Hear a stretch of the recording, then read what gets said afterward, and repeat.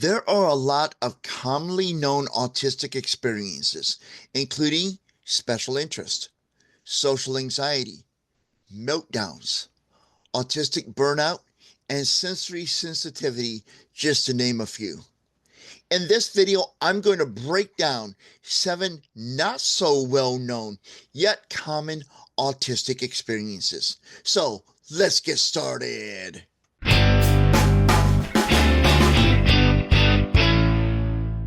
Hey, Define Yourselfers, I am Chris Mitchell, aka The Confident Autistic from theconfidentautistic.com. If this is your first time watching a video of mine, welcome. I truly appreciate you checking out this video.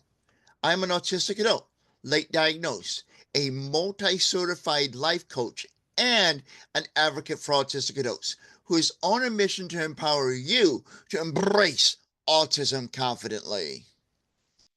This video is brought to you by all those who support my mission by subscribing to my channel, along with those who have liked, commented, and shared my videos. I thank you for your continued support.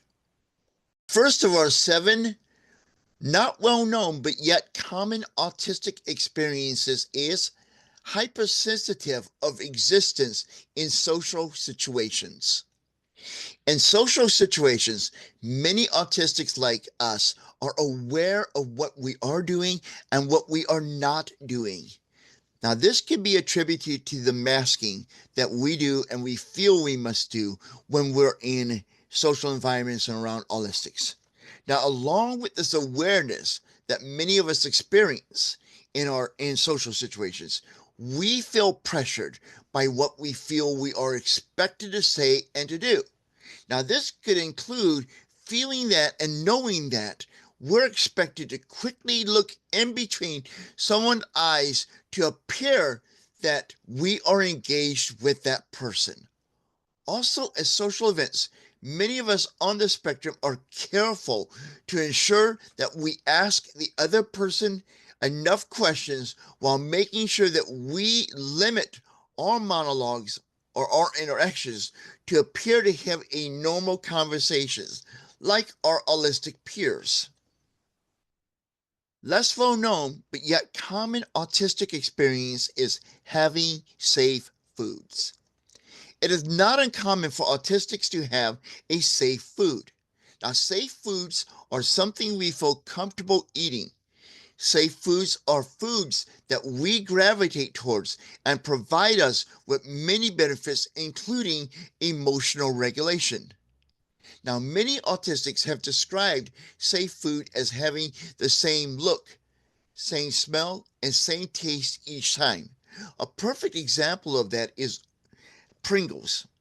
Every Pringle in the can, or practically everyone, had the exact same shape and size, had the exact same texture, had the exact same smell, and when you bite into it, had the exact same crunch, which all leads to being predictable. Predictability is very important for many of us on the spectrum. Now, safe foods can help us reduce the unexpected elements of eating. By that predictability I just mentioned a moment ago, because it's our safe food, we know what to expect. So that gets rid of that unpredictability or unexpected elements of eating, because we're eating something safe, we're eating something we're familiar with, and that gives us comfort. Our third item on our list is interoception difficulties.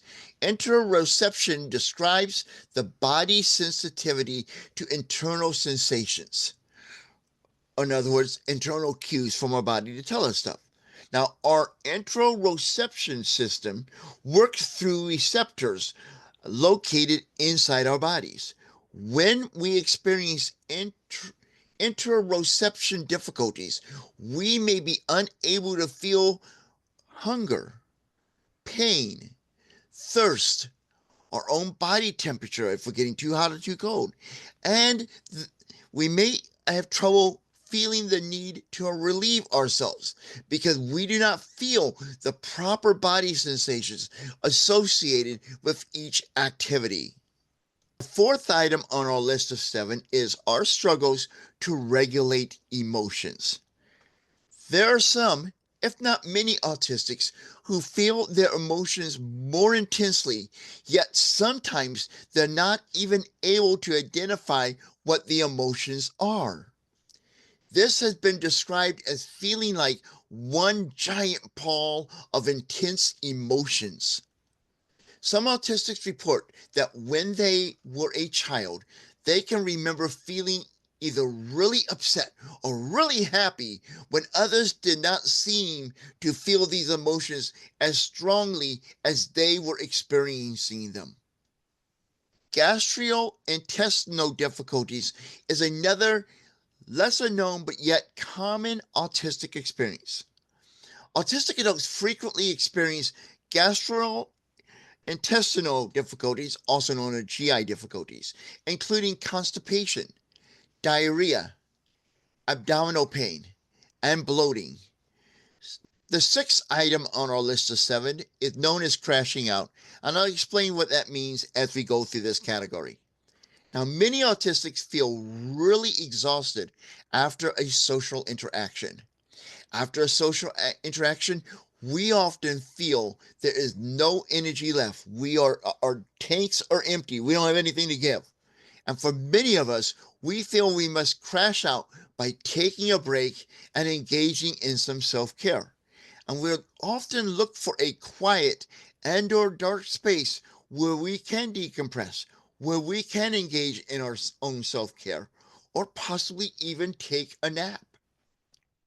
Now, many of us who are on the spectrum cannot understand how autistics could just seem to carry on. It seems like endlessly they can carry on without hitting a brick wall after a social interaction. And that means they do the social interaction, then they go into another activity without taking a break. That just blows our minds at times. And if it blows your mind as an autistic person and you feel guilty about it, don't. Remember, we are running on a different operating system than our autistic peers. And it's okay if we need to take breaks. Now, for some of us on the spectrum, if we do not crash out when we feel exhausted after social interaction, because we don't want to crash out, we want to keep up with our autistic peers, but we keep forgetting it's not a competition. It it's just life. We're all different. But if we do not crash out, we risk experiencing a major meltdown, or we risk going into burnout, or possibly both. So it's important that after social interaction, especially one that leaves us feeling exhausted and without energy, that we take time for ourselves, crash out, reset, self-care, whatever it takes before we engage in more. Don't overdo it because you will pay for it later. Like I said, by having a meltdown and or by going into autistic burnout. And the last of our 7 lesser known but yet common autistic traits is having a slightly different voice. And I'll explain what I mean by that as we go through this one as well. Autistic people sometimes have a noticeably different voice. For those of us who possess a noticeably different voice, our voices may be different in rhythm, speed, tone, and volume. Many autistics with a noticeably different voice may stress different syllables in a word or different words in a sentence. Some who have a noticeably different voice have been told that their voice is flat and monotone in sound. Now it's your turn.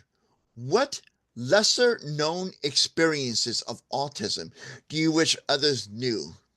Share your answers in the comments on this video or by joining the conversation in our Facebook group, Autistic Adults Embracing Autism. A link to that group, as well as a link to a free gift from my website, is in this video's description on YouTube. To find that, you just need to scroll through the video description and look for the section labeled linked resources, and you'll find them right there. Now, I do appreciate everyone comments on the video. I may not be able to respond to all of them, but I do read each and every one of them, and I appreciate hearing your thoughts. And if you have a thought for an idea for a topic, share that in the comments or in the conversation in our Facebook group. And who knows, I may use that in an upcoming video.